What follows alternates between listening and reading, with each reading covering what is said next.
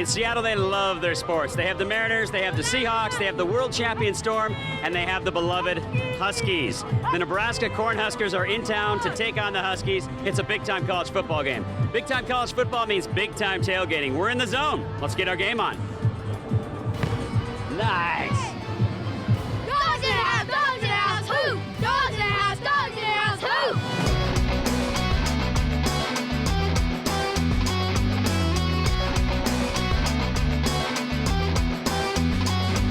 I've been to a lot of parties, I've tapped a lot of kegs, been to a lot of tailgates, but I've never seen beer poured like this. What is going on here? We're filling beers through the bottom. How does that work? It's got a little magnetic disc in the bottom of the cup. It comes up, the beer goes in, the cup comes up and seals it back off. That is amazing technology. Who invented this? I invented it. You did? Yeah. Seriously? Seriously. Wow. This is really cool. Husky or Husker fan? I gotta go Huskies.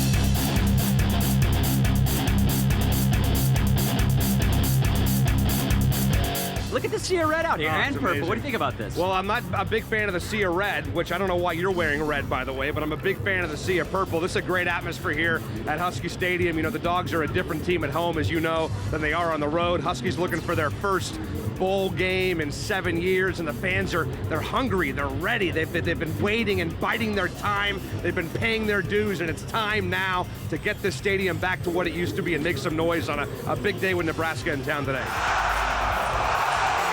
So we found our youngest Husky fan. He wants to play ball right now. He doesn't really want to do the interview, but what's your name, buddy?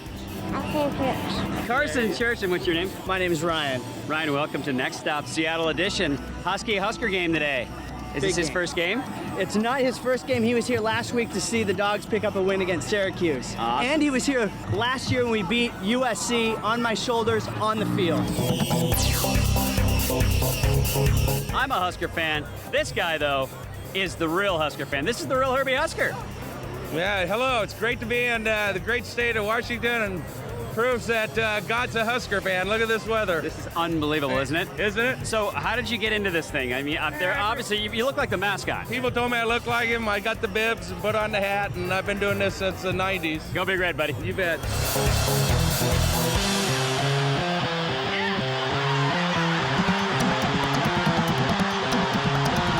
Obviously a Husky fan. You got it, yep. Born and raised here? Yeah, I went to the UW, ran track here, and now we're together. We've got a house divided. It's not so bad because we get along. We find a way to make it work. This is the coolest shirt I've seen all day. Where do you get the shirt like this? Because I totally want one. I made it. You did? Yeah, I made it. You're a seamstress. On the side, yeah. Okay, so you got both going on here. Who are you rooting for today? I'm rooting for the Cornhuskers.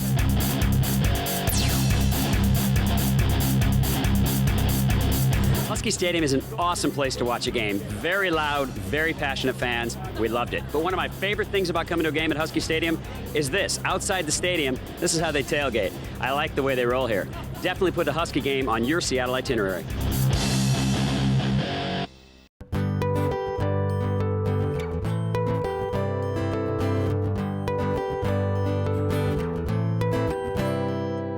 Seattle's one of the most beautiful cities in the world, an urban metropolis defined by lakes and seashore and surrounded by spectacular snow-capped mountains. Now, there's lots of ways to see Seattle in the surrounding area. You can do it by foot, in your car, by rail, by boat, or you can choose our method. We're going up with Kenmore Air today, Alaska Airlines' newest travel partner, for a city seaplane tour, and then we'll head straight over to the San Juan Islands, a place I've always wanted to go.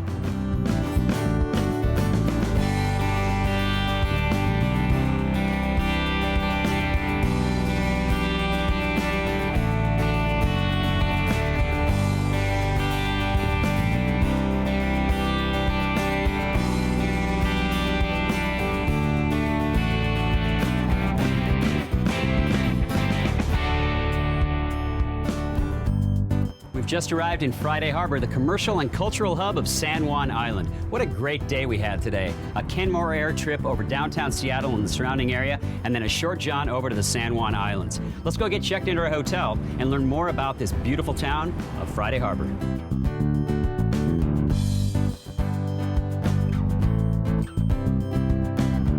This is a very, very unique inn. Has 23 rooms. Is perfect for romantic getaway, for vacation, for weddings.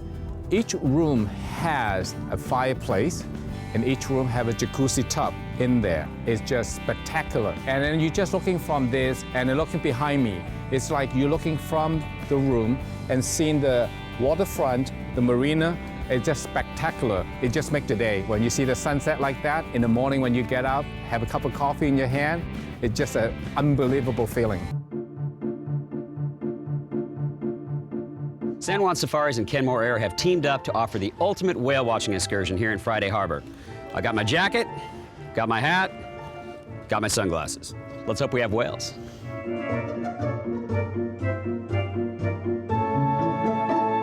Welcome aboard and welcome to Friday Harbor. Friday Harbor is the biggest town here in the San Juan Islands. San Juan Island is also the most populated island. We have about 8,000 people that live here year-round. So we have about 16,000 year-round residents, most of them living on San Juan Island. But we have 4 main islands that are served by the ferry. These islands are national wildlife refuges or state and county parks, and many of them are privately owned or do have small year-round populations, anywhere from 2 to 100 people living on them.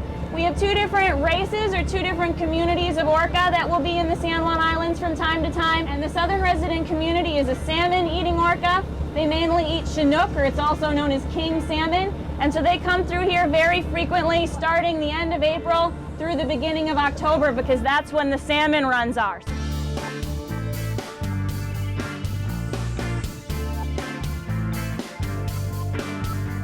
Ruffles has a wavy dorsal fin, just like a Ruffles potato chip, so he's really easy to tell apart. Nicely named. Now, the oldest female, you said that you're estimated 99 years old? That's what the estimates are for her. Wow, that's amazing. I didn't know they lived that long. Oh, God, what a great... There's Ruffles. Yeah, Ruffles. Oh, that's a huge guy. See why everybody loves him? He's so the other easy to man tell on the other apart. side. He's huge, too. Yep. Wow. Okay, so this is at least J-Pod. Who named him? And why is it JKL? We have JK and L. Yeah, and there's an A pod and a B pod, so they started with A and moved their way up the alphabet.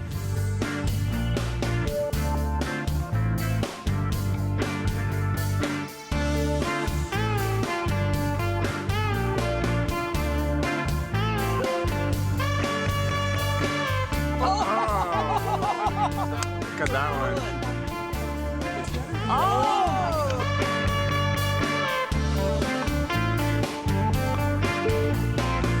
We started our day yesterday in Lake Union with Kenmore Air with a beautiful float plane tour over Seattle, which was amazing. And today, whale watching.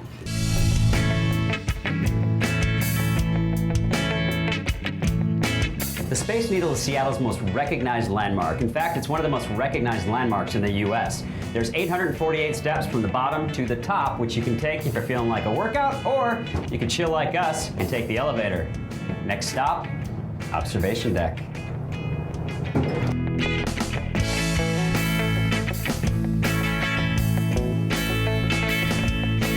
We are high above the Space Needle on the observation deck. We got Dave here, who's the marketing manager. Before we talk about this incredible view, let's talk about why the Space Needle was built.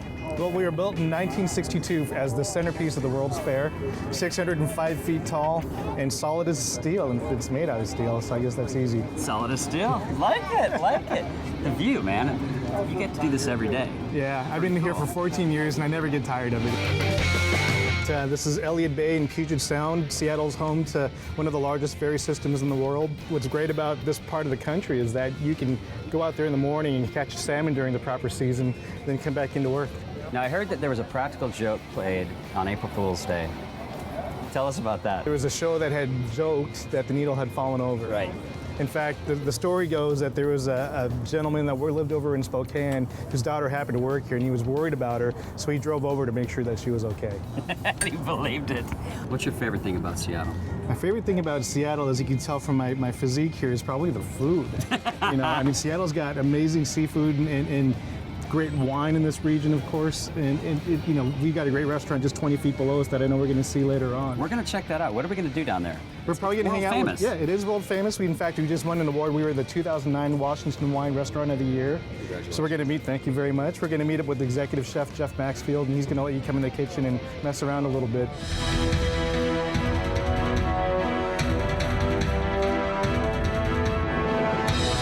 with executive chef Jeff, which rhymes, here at Sky City. Now, I'm told you're one of the most serious chefs in Seattle. Don't mess around with you. That's right, don't mess around. At Sky City, we focus on Northwest ingredients. You know, we really want to highlight what the Northwest is famous for.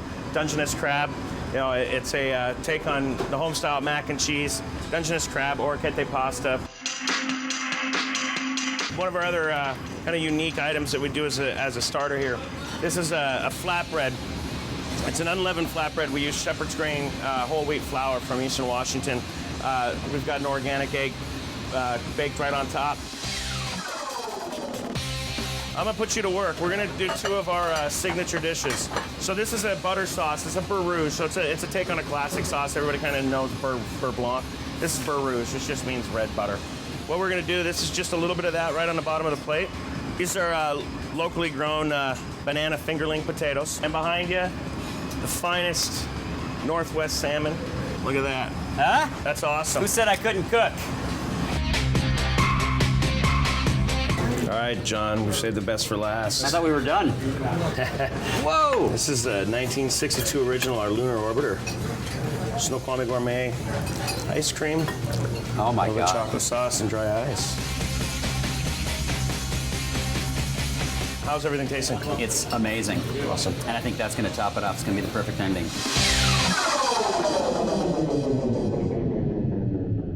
The Seattle Underground was founded absolutely unintentionally. It speaks to Seattle's past, some of it good, some of it just a little bit racy. I'm intrigued, aren't you? And welcome to Seattle's Underground Tour. The tour was started on Memorial Day weekend, 1965, when Bill Spidell, who was a local newspaperman, noticed they were tearing down buildings in the neighborhood, calling them old Victorian eyesores. And he wanted to preserve our history.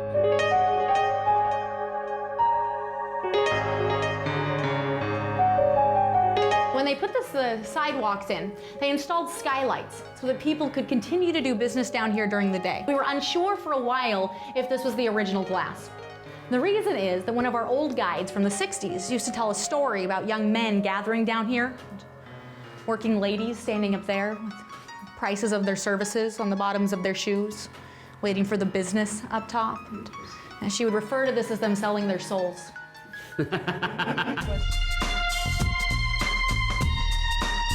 So the first toilets that came to Seattle were distributed by a man from Chelsea, England named Thomas A. Crapper.